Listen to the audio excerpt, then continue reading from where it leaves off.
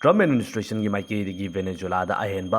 US Navy forcing thazilakre madugi manungda nuclear submarine fawba yawe haibagi obi wafam sing thorakli nakal amarom da maduro gi maikei gi su madu thangnanabagi damakta local militia sing fawba sijinnanabagi damakta kawkhatluba aduda aduki matik yamlaba micham fawba yawna Venezuelan miyuki ama thoraktuna US ki invasion thengnagani haiduna volunteer oijagi haibidigi pareng lengduna leikre Nakalamurumda the European forces in the Ukraine Yuba landform as the peacekeeping force in a Lagtuna landform as you control Tonavagi the Magda Tamagriba proposal, Russiagi Maikedi directly reject or a cray. Nakalamurum the Russiagi Maikedi, Songna River Ukraine Amazon Russiagi Yuba landform as the European Yuba intervention Yawayaro Hibi Yam the Kanma warning Tamnakraba Matunda, he can come out in Germany Yoiba. Airspace Manung the Russiagi Oiva fighter spy jet Tingarak with the Germany Yoiva fighter jet Kayama scrambled to intercept Okray. Nakalamurum the Russia amasung Ukraine yu landform asisu nomu gi aduma kansin behengalakli. Lepa later adukimati yamna Russia gi oiba drone attacks in the house Ukraine gi maru oiba power station ayamba loinamak tugai kre masina maramudun house Ukraine the adukimati yamna awa blackout ama toktuna lady.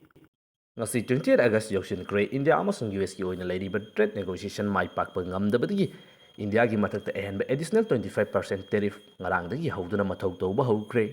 Makal Machel Kayane hausi international relation amasung geopolitics ki oina laiba countries sing asigi amaga amagi oiba nauna lakliba developments sing asi anauba video amada taram okchuri hausi nauna lakliba anauba on sing asigi matangda amuk mathang manau naina punna miyeng tabinasi ahanbada hausi Trump administration gi oiba order makada yamlaba US landmi kaya aman hausi Venezuela hairiba country asibu question dura drug ki matakta operation sing chatagani haidura laiba asigi fiba masimu yengbinasi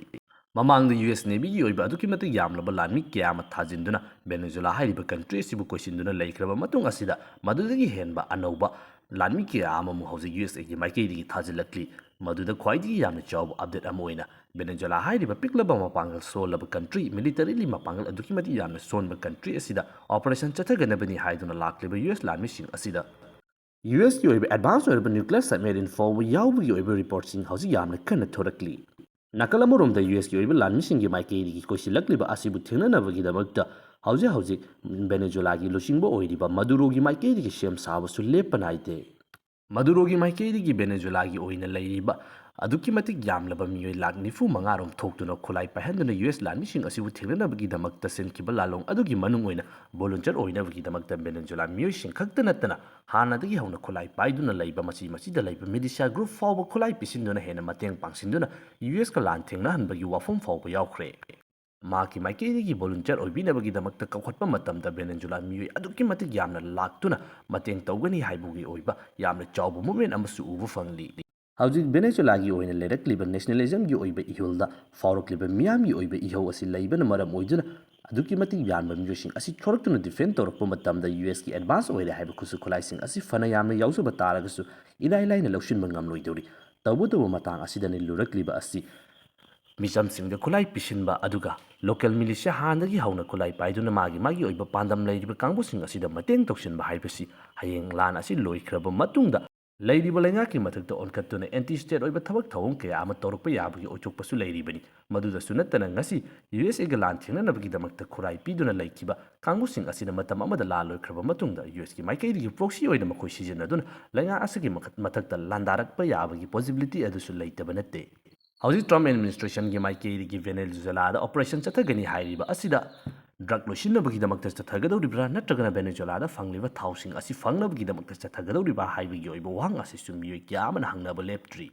Masigimaru, Madam Simamang Yoiba Tam, the USK, Trump administration Gimaiki, Maduro Yoibalanga, as in Tizana election, Toguna Kaki, Banate Haiduna Lokto Navidamak to Honaki, Madugidamak, the opposition, the lady Bamu Adufaba, US Nasawati. Adubu Trump ki Maikei 2018 gi oiba tama du fanakan honakiba taragasu Venezuela gi oiba luchingba Maduro asi loktok pangamdana ngasi fawba laiba asibu rule tawduna laklibani Trump ki Maikei gi makoi gi oiba lami ki ama thajalakliba asi drug ki matakta operation chathagani hairi adubu Venezuela langa Maduro ki Maikei gi US in local agriva khongtang asi imperialism ni USA hairiba country asina makoi gi military mapangal kalli haiduna Venezuela hairiba sovereign nation asibu military giming the military power season aduna namthanabagi damak to honabani drug ki matak chathabanate mahaki leidiba lenga asibu overthrow tawnabagi damak ta khongthang amani haina thamli mathang yamna chawa update amakakta Australia hairiba country asida leiba Iranian ambassador miyoi ani Australia leingaki maikei anti-Semitism gi oiba thabaksinda chenai haiduna tanthokre. Australia hairiba country asida haukiba matam khara asida Jews singa target tawduna chathaba attack ki oiba thawdo ani khak leiki. Hairiba thawdo ani aduda hauzik Iran gi ambassador oina Australia da leiriba miyoi ani asi yawi haibigi oiba wahaudani makoi tanthokliba asi. Australia gi oina leiriba intelligence gather tawnabagi damakta leiriba secret service ki maikei degi case adugi matanga thijinba matamda ambassador sing asi yawi haibagi oiba wafam adu thorakpadagi Australia lenga ki maikei degi officially Iranian ambassador sing asi makogi country degi tantokhibani. Australia hairiba country asi gi oina masi lomlaba khongthang asi pak hek thoktaba thawdo ama khang yamna tangba thawdo ama oinadi oiribani. Aduga hairiba thawdo asi gi matangda yamna interesting oiba wafam kharaga haiba taragadi. Hauji Australia gi oina leiriba lenga asi Israeli Prime Minister Benjamin Netanyahu gi maikei degi mathawna yaudaba mikithi amagumani aduga makogi country da leiriba Jews singi damakta khandaba country amani haiduna chaikiba asi ikui kuidri. Hauji Israel amasung Hamas gi oiba landfam asida Gaza hairiba mafam asida leiriba miyoi kya amagi mathakta Israel na chathariba torture sing asigi damakta malem gi leiriba western world yauna country kya amagi maikei degi Israel gi against da phongdorakliba wafam sing asida handak lakadoriba United Nations gi oiba September da pangthokadoriba general body meeting asida Palestine hairiba state asibu recognize tawgani haiduna ihanana France ki maikei degi phongdorakiba wafam adu Australia hairiba country asigi maikei degi su maduda saruk yaragani haiba wafam asi phongdokhibani hairiba wafam aduda Israeli Prime Minister Benjamin Netanyahu ki maikei degi Australia hairiba Israel gasu aduki mati yamna mari chetpa partner ama oiriba country asigi lenga asi pangdaba lenga ama khangni masida su natana hairiba country asida leiriba Jews singi damakta khandaba lenga ama khakni haiba wafam asi phongdokhibani adubu hauzik Iranian ambassador ani tanthokabigi oiba wafam asi phongdorakpa matamda Israeli Prime Minister Benjamin Netanyahu ki maikei degi mamangda pangdabani Jews singbu nungsidabani haiba wafam phongdoklamba adu hauzikti amuk Australia gi oiba lenga asi Jews gi damakta khanba thongna faba khongthang ama lokhatle haiduna thagat wahai sing thamlakli. Mathangdana hauzik songnariba Russia amasung Ukraine gi oiba landfam asi loishinabagi damakta Trump amasung Putin inoduna negotiation haurakhraba matungda lepa leitana thorakliba development sing asigi manungda Europe gi oina leiriba UK amasung France na chingba country sing asigi maikei degi makoi gi oiba lanmi sing asi thajinduna peacekeeping force oina Ukraine da thamnabagi damakta phongdorakhiba wafam adu Russia gi maikei degi openly reject tawrakhre. Russia gi maikei degi Europe gi oiba intervention amata yahanba yaro haiba wafam phongdokna Europe ki maikei degi makoi gi lanmi thanabagi damakta honarakliba wafam sing asi yaba ngamloi haiduna Russia na akanba wafam sing phongdokhraba matungda ikhang khanghaudana Germany hairiba country asigi manungda Russian spy jet thengnarakpadagi Germany gi oiba fighter jet F-16 na chingba NATO gi oiba fighter jet sing asi thagatuna Russia gi oina lakliba spy jet adu intercept tawkhibagi oiba thawdo amakhak laikre. Hairiba wafam asi German lenga ki maikei degi openly accept tawrakre. Mangjanglona karigumba information amata pidan ikhang khanghaudana Russia gi oiba spy jet amakhak German gi territory manungda thengnarakpadagi makoi gi oina leiriba fighter jet sing adu thagalaba matungda maduba intercept tawduna tanthokibagi oiba thawdo amakhak ni haina thamli.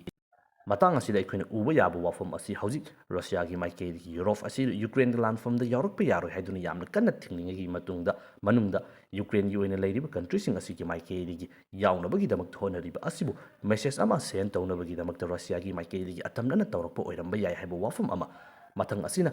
hauzik leiriba landfam asi yamna chawthorakpa yabagi fibam amada leiribani. Maram aduna Russia gi maikei degi Europe ki leiriba country sing NATO gi oiba country sing asina Russia u thengnanabagi damakta kayamuk yamna sem sarabagi haibagi oiba preparedness adu changyeng tawningbagi damakta atamnana Baltic Sea degi laklaga German airspace ta pasilaba matungda matau karam tawduna landfam ama lakpa matamda react tawrakani haibagi oiba reaction sing adu yengthokpa study tawbani haina thamli. Mathangda hauzik sonariba Russia amasung Ukraine gi oiba landfam asida aduki matik yamna kanchenba ahoba matamda leirama fibam adugi maongda lakpa hawre. Russia gi maikei degi hauzik chatharakliba attack asi aduki matik yamna kanba maong amada oirakli lepa leitana chatharakliba drone gi oiba attack sing asina Ukraine gi oiba defense sing asina ngakthokpa ngamlaktre maru oina hauzik Ukraine hairiba country asigi maru oiba power station power housing asida Russia na lepa leitana chatharakpa attack na maram oiduna Ukraine asi mafam ayambada hauzik blackout sing tokle hospital na chingba maru oiba mafam sing asi fawba emergency gi oiba mathau tawnabagi damakta electricity supply tawba ngamdabadi yamna waba fibam amada leirabani. Hauzik oirakliba fibam asida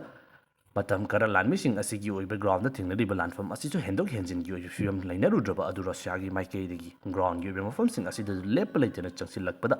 eastern ꯊꯪꯕ ꯌꯨꯀ꯭ꯔꯦꯟꯒꯤ ꯑꯣꯏꯕ ꯃꯐꯝ ꯀꯌꯥ ꯑꯃ ꯅꯧꯅ ꯔꯁꯤꯌꯥꯒꯤ ꯃꯥꯏꯀꯩꯗꯒꯤ ꯃꯔꯨꯑꯣꯏꯕ city ꯀꯌꯥ ꯑꯃ ꯂꯧꯁꯤꯜꯂꯛꯂꯦ ꯍꯥꯏꯗꯨꯅ ꯐꯣꯡꯗꯣꯔꯛꯂꯤꯕ ꯋꯥꯐꯝ ꯑꯁꯤ ꯌꯨꯀ꯭ꯔꯦꯟꯒꯤ ꯂꯩꯔꯤꯕ ꯖꯦꯂꯦꯟꯁꯀꯤ ꯂꯩꯉꯥꯛꯀꯤ ꯃꯥꯏꯀꯩꯗꯒꯤꯁꯨ ꯑꯣꯐꯤꯁꯤꯌꯦꯜꯂꯤ ꯑꯦꯛꯁꯦꯞ ꯇꯧꯈ꯭ꯔꯦ ꯃꯈꯣꯏꯒꯤ ꯑꯣꯏꯕ ꯉꯝꯈꯩ ꯀꯌꯥ ꯑꯃ ꯍꯧꯖꯤꯛ ꯔꯁꯤꯌꯥꯅ ꯂꯦꯞꯄ ꯂꯩꯇꯅ ꯂꯧꯁꯤꯜꯂꯛꯂꯤ ꯍꯥꯏꯕ ꯋꯥꯐꯝ ꯑꯁꯤ ꯄꯕ꯭ꯂꯤꯀꯦꯂꯤ ꯊꯥꯗꯣꯔꯛꯂꯤ ꯃꯊꯪꯗ ꯏꯟꯗꯤꯌꯥ ꯑꯃꯁꯨꯡ ꯌꯨꯑꯦꯁꯀꯤ ꯑꯣꯏꯅ ꯂꯩꯔꯤꯕ ꯇ꯭ꯔꯦꯗ ꯋꯥꯔ ꯑꯁꯤꯗ ꯃꯃꯥꯡꯗ ꯌꯨꯑꯦꯁꯑꯦꯒꯤ ꯃꯥꯏꯀꯩꯗꯒꯤ ꯏꯟꯗꯤꯌꯥꯒꯤ ꯑꯣꯏꯕ ꯑꯦꯛꯁꯄꯣꯔꯠꯇ 25% ꯇꯦꯔꯤꯐ ꯊꯝꯃꯛꯈꯤꯕ ꯑꯗꯨ ꯆꯟꯅꯈ꯭ꯔꯕ ꯃꯇꯨꯡꯗ ꯂꯦꯝꯍꯧꯔꯤꯕ 25% ꯅꯧꯅ ꯊꯝꯖꯤꯜꯂꯛꯇꯨꯅ 50% ꯌꯧꯒꯗꯕꯒꯤ ꯑꯁꯤꯒꯤ ꯑꯣꯏꯕ ꯑꯁꯤꯁꯨ ꯍꯧꯖꯤꯛ 27 ꯑꯥꯒꯁꯇ ꯆꯠꯅꯕ ꯍꯧꯈ꯭ꯔꯦ ꯃꯁꯤꯒꯤ ꯑꯣꯏꯕ ꯈꯣꯡꯊꯥꯡ ꯑꯁꯤꯗ ꯃꯃꯥꯡꯗ ꯔꯁꯤꯌꯥ ꯑꯃꯁꯨꯡ ꯌꯨꯀ꯭ꯔꯦꯟꯒꯤ ꯑꯣꯏꯕ ꯂꯥꯟꯐꯝꯒꯤ ꯑꯂꯥꯁꯀꯥꯗ ꯄꯥꯡꯊꯣꯛꯈꯤꯕ ꯃꯤꯐꯝ ꯑꯗꯨꯒꯤ ꯃꯇꯨꯡꯗ ꯇ꯭ꯔꯝꯞꯀꯤ ꯃꯥꯏꯀꯩꯗꯒꯤ ꯔꯁꯤꯌꯟ ꯄꯥꯔꯠꯅꯔꯁꯤꯡꯒꯤ ꯃꯊꯛꯇ ꯊꯝꯂꯤꯕ ꯑꯊꯤꯡꯕꯁꯤꯡ ꯍꯟꯗꯣꯛꯄ ꯌꯥꯏ ꯍꯥꯏꯕꯒꯤ ꯑꯣꯏꯕ ꯋꯥꯐꯝꯁꯤꯡ ꯐꯣꯡꯗꯣꯛꯈꯤꯕ ꯑꯃꯁꯨꯡ ꯌꯨꯑꯦꯁ ꯑꯃꯁꯨꯡ ꯏꯟꯗꯤꯌꯥꯒꯤ ꯑꯣꯏꯅ ꯆꯠꯊꯔꯤꯕ ꯇ꯭ꯔꯦꯗꯀꯤ ꯑꯣꯏꯕ ꯅꯦꯒꯣꯁꯤꯌꯦꯁꯟ ꯑꯁꯤꯅ ꯃꯥꯏ ꯄꯥꯛꯄ ꯇꯥꯔꯒꯗꯤ ꯍꯥꯏꯔꯤꯕ ꯃꯇꯝ ꯑꯁꯤ ꯐꯥꯎꯕꯗ ꯌꯥꯅꯕ ꯑꯃ ꯄꯨꯔꯛꯇꯨꯅ ꯑꯍꯦꯟꯕ 25% ꯑꯃ ꯄꯨꯔꯛꯇꯨꯅ 50% ꯌꯧꯔꯛꯀꯗꯧꯔꯤꯕꯒꯤ ꯑꯣꯏꯕ ꯑꯀꯣꯟꯕꯒꯤ 25% ꯑꯁꯤ ꯐꯥꯎꯕꯗꯤ ꯉꯥꯛꯊꯣꯛꯄ ꯉꯝꯍꯧꯕ ꯌꯥꯏ ꯍꯥꯏꯕꯒꯤ ꯑꯣꯏꯕ ꯌꯥꯝꯅ ꯆꯥꯎꯕ ꯋꯥꯐꯝꯁꯤꯡ ꯈꯟꯅꯈꯤꯕꯅꯤ ꯑꯗꯨꯕꯨ ꯃꯗꯨꯁꯨ ꯃꯥꯏ ꯄꯥꯛꯄ ꯉꯝꯈꯤꯗ꯭ꯔꯦ ꯍꯧꯖꯤꯛ ꯏꯟꯗꯤꯌꯥꯒꯤ ꯃꯊꯛꯇ 50% ꯇꯦꯔꯤꯐ ꯊꯝꯖꯤꯟꯗꯨꯅ ꯈ꯭ꯋꯥꯏꯗꯒꯤ ꯌꯥꯝꯅ ꯆꯥꯎꯅ ꯃꯥꯂꯦꯝ ꯑꯁꯤꯒꯤ ꯑꯣꯏꯅ ꯇꯦꯔꯤꯐ ꯊꯝꯕ ꯀꯟꯇ꯭ꯔꯤ ꯑꯃ ꯑꯣꯏꯔꯦ ꯃꯇꯥꯡ ꯑꯁꯤꯗ ꯏꯟꯗꯤꯌꯥꯒꯤ ꯑꯣꯏꯅ ꯂꯥꯛꯂꯤꯕ ꯔꯦꯁꯄꯣꯟꯁ ꯔꯤꯑꯦꯛꯁꯟ ꯑꯁꯤꯁꯨ ꯑꯗꯨꯛꯀꯤ ꯃꯇꯤꯛ ꯌꯥꯝꯅ ꯇꯣꯉꯥꯟꯕ ꯃꯑꯣꯡ ꯑꯃꯗ ꯉꯁꯤ ꯐꯥꯎꯕ ꯂꯦꯞꯄ ꯂꯩꯇꯅ ꯑꯗꯨꯃꯛ ꯎꯕ ꯐꯪꯂꯤ ꯏꯟꯗꯤꯌꯥꯒꯤ ꯃꯥꯏꯀꯩꯗꯒꯤ ꯌꯨꯑꯦꯁꯀꯤ ꯃꯊꯛꯇ ꯀꯥꯎꯟꯇꯔ ꯁꯦꯡꯁꯟ ꯊꯝꯕꯁꯨ ꯂꯩꯇꯦ ꯌꯨꯑꯦꯁꯅ ꯇꯧꯅꯨ ꯍꯥꯏꯗꯨꯅ ꯁꯦꯡꯁꯟ ꯊꯝꯂꯛꯑꯦ ꯍꯥꯏꯗꯨꯅ ꯃꯈꯣꯏꯅ ꯍꯥꯏꯔꯤꯕ ꯋꯥꯐꯝꯁꯤꯡ ꯑꯗꯨ ꯌꯥꯕꯁꯨ ꯂꯩꯇꯦ ꯂꯦꯞꯄ ꯂꯩꯇꯅ ꯔꯁꯤꯌꯟꯒꯤ ꯑꯣꯏꯕ ꯀ꯭ꯔꯨꯗ ꯑꯣꯏꯜꯁꯤꯡ ꯂꯩꯒꯅꯤ ꯍꯥꯏꯕ ꯋꯥꯐꯝ ꯑꯁꯤ ꯐꯣꯡꯗꯣꯛꯇꯨꯅ ꯃꯈꯣꯏ ꯈꯛꯇ ꯂꯩꯕ ꯅꯠꯇꯦ ꯍꯥꯏꯕ ꯋꯥꯐꯝ ꯑꯁꯤ ꯍꯟꯖꯤꯟ ꯍꯟꯖꯤꯟ ꯊꯝꯂꯤ ꯍꯧꯖꯤꯛ ꯏꯟꯗꯤꯌꯥꯒ ꯂꯣꯏꯅꯅ ꯈ꯭ꯋꯥꯏꯗꯒꯤ ꯌꯥꯝꯅ ꯆꯥꯎꯅ ꯁꯦꯡꯁꯟ ꯐꯪꯂꯤꯕ ꯕ꯭ꯔꯥꯖꯤꯜ ꯍꯥꯏꯔꯤꯕ ꯀꯟꯇ꯭ꯔꯤ ꯑꯁꯤꯒꯤ ꯂꯨꯆꯤꯡꯕ ꯂꯨꯂꯥꯒꯤ ꯃꯥꯏꯀꯩꯗꯒꯤ ꯍꯧꯖꯤꯛ ꯌꯨꯑꯦꯁꯀꯤ ꯑꯣꯏꯅ ꯂꯩꯔꯤꯕ ꯗꯣꯂꯔ ꯑꯁꯤꯕꯨ ꯆꯦꯂꯦꯟꯖ ꯇꯧꯔꯁꯤ ꯗꯤꯗꯣꯂꯔꯥꯏꯖꯦꯁꯟ ꯇꯧꯔꯁꯤ ꯍꯥꯏꯗꯨꯅ ꯐꯣꯡꯗꯣꯔꯛꯄ ꯃꯇꯝ ꯑꯗꯨꯗꯁꯨ ꯕ꯭ꯔꯤꯛꯁꯀꯤ ꯑꯣꯏꯕ ꯀꯔꯦꯟꯁꯤ ꯄꯨꯊꯣꯛꯁꯤ ꯗꯣꯂꯔ ꯑꯦꯛꯁꯦꯞ ꯇꯧꯔꯣꯏꯁꯤ ꯍꯥꯏꯕ ꯃꯇꯥꯡꯗꯁꯨ ꯏꯟꯗꯤꯌꯥꯒꯤ ꯃꯥꯏꯀꯩꯗꯒꯤ ꯍꯥꯏꯔꯤꯕ ꯋꯥꯐꯝ ꯑꯗꯨꯁꯨ ꯌꯥꯗ꯭ꯔꯤ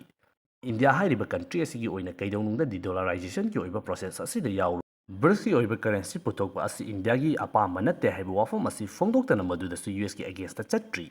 ꯍꯧꯖꯤꯛ ꯏꯟꯗꯤꯌꯥ ꯍꯥꯏꯔꯤꯕ ꯀꯟꯇ꯭ꯔꯤ ꯑꯁꯤꯅ ꯌꯨꯑꯦꯁꯇ ꯑꯗꯨꯛꯀꯤ ꯃꯇꯤꯛ ꯌꯥꯝꯂꯕ ꯇꯦꯔꯤꯐꯁꯤꯡ ꯊꯝꯖꯤꯜꯂꯛꯂꯤꯕ ꯑꯗꯨꯒ ꯅꯥꯀꯜ ꯑꯃꯔꯣꯝꯗ ꯃꯈꯜ ꯃꯈꯥ ꯀꯌꯥꯒꯤ ꯑꯣꯏꯕ ꯄ꯭ꯔꯦꯁꯔꯁꯤꯡ ꯂꯩꯕ ꯇꯥꯔꯒꯁꯨ ꯕ꯭ꯔꯤꯛꯁꯁꯨ ꯌꯥꯅꯕ ꯆꯠꯄ ꯌꯨꯑꯦꯁꯁꯨ ꯌꯥꯅꯕ ꯆꯠꯄ ꯔꯁꯤꯌꯥ ꯆꯩꯅꯥ ꯂꯣꯏꯅꯃꯛ ꯌꯥꯅꯕꯒꯤ ꯑꯣꯏꯕ ꯃꯑꯣꯡ ꯑꯃꯗ ꯃꯤꯗꯜ ꯄꯥꯠ ꯑꯃ ꯊꯤꯗꯨꯅ ꯂꯩꯔꯤ